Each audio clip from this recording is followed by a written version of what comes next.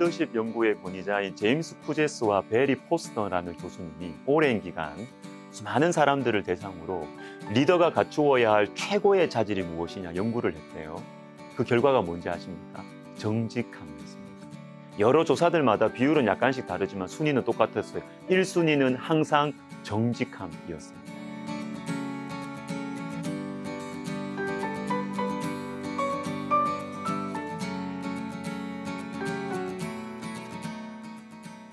한 가지만 생각해 보겠습니다. 드러내면 삽니다. 오늘 본문 앞부분을 보시면 내가 잘못했을 때 어떻게 해야 하는지가 나옵니다. 3절과 4절을 보십시오.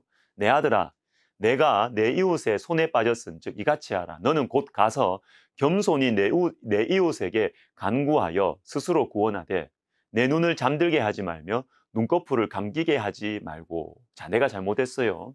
내가 잘못해서 난처한 상황에 빠졌을 때 어떻게 해야 되느냐? 가서 겸손하게 간구하라고 하십니다. 그리고 내 눈을 잠들게 하지 말라. 무슨 말입니까?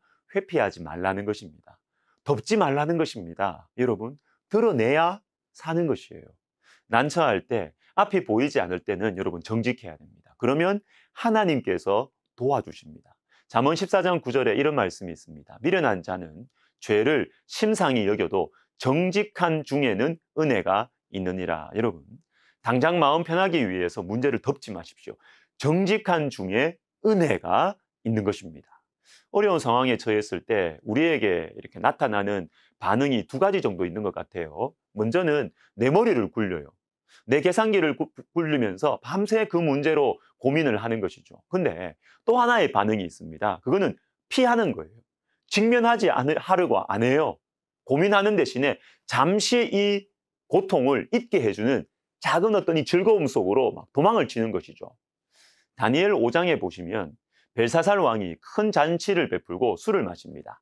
벨사살 왕이 그의 귀족 1000명을 위하여 큰 잔치를 베풀고 그 1000명 앞에서 술을 마시니라. 그런데 여러분 30절과 31절을 한번 제가 또 읽어드리겠습니다. 그날 밤에 갈대아 왕 벨사살이 죽임을 당하였고 메대 사람 다리오가 나라를 얻었는데 그때의 다리오는 62세였더라. 자, 그날 밤에 이렇게 나옵니다. 즉 어느 날 밤이냐?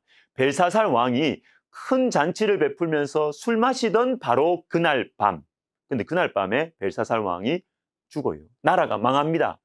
이 사건은 매우 갑자기 일어났습니다. 그런데 여러분, 아무리 갑자기 일어난 일이라도 전조증상이 분명히 있었을 거예요. 실제로 벨사살 왕은 그 전대의 느부갓네살 왕에 비해서 능력과 지도력이 부족했어요. 그러니까 당연히 국력은 약해졌을 것이고 자신의 왕권도 흔들렸죠. 그럼에도 불구하고 이 상황을 귀족들을 위한 큰 잔치로 덮어버리는 거예요. 술로 덮으려고 했다는 것입니다. 문제를 회피하는 것이죠. 어쩌면 우리 각자에게 있는 크고 작은 중독적인 습관들도 바로 이와 비슷한 거예요. 덮는 거죠. 피하는 것이죠.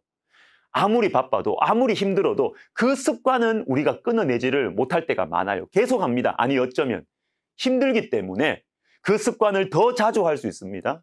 힘겨운 현실을 잠시라도 잊을 수 있으니까. 그러나 여러분 드러내야 삽니다. 피하면 죽습니다. 요한복음 3장에 니고데모라는 사람이 나옵니다.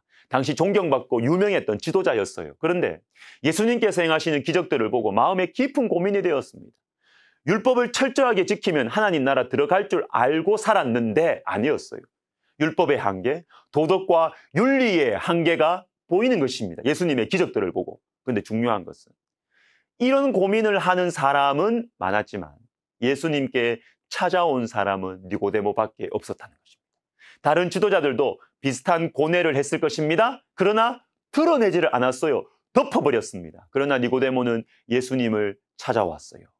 여러분, 니고데모가 예수님께 왔다는 사실이 중요합니다. 이후에 펼쳐지는 대화 속에서 올바른 대답을 하지 못하고 이건 중요한 게 아니에요. 예수님께 찾아왔다는 사실 자체로 이미 니고데모에게는 하나님의 은혜와 능력이 임하는 것입니다. 지금까지 품고 있었던 나의 잘못된 인생관들이 하나님 예수님과의 만남과 교제 가운데 얼마든지 고쳐질 수 있거든요. 중요한 것은 예수님께 오는 겁니다. 내 문제를, 내 고민을 예수님께 드러내는 것이 중요해요. 요한복음 9장에서 예수님께서는 날 때부터 맹인된 사람을 고쳐주십니다. 그런데 고쳐주시는 방법이 독특합니다. 이 말씀을 하시고 땅에 침을 뱉어 진흙을 이겨 그의 눈에 바르시고 이르시되 실로암 못에 가서 씻으라. 자, 여러분, 그냥 눈 뜨게 해주시면 수월할 텐데, 그죠? 근데 진흙을 이겨서 눈에 바르십니다. 왜 그렇게 하실까요? 드러내시는 거죠. 사람들 다 보라고. 내가 맹인이라는 것을, 내가 보지 못한다는 것을 사람들 다 보도록 눈에 진흙을 딱 붙이시는 겁니다. 여러분, 드러내야 삽니다. 덮어두면, 피하면 당장 편할지 모르지만 죽어가는 거예요.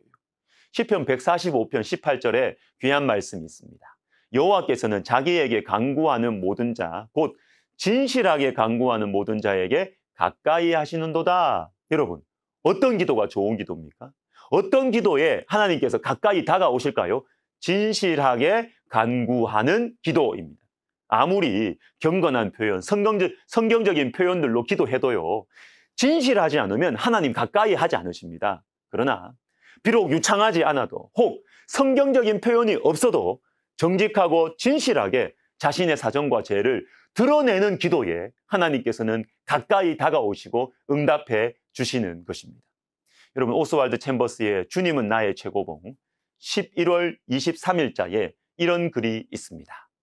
성 어거스틴은 오 주님, 저 자신을 변호하려는 욕망에서 저를 구하소서라고 기도했습니다.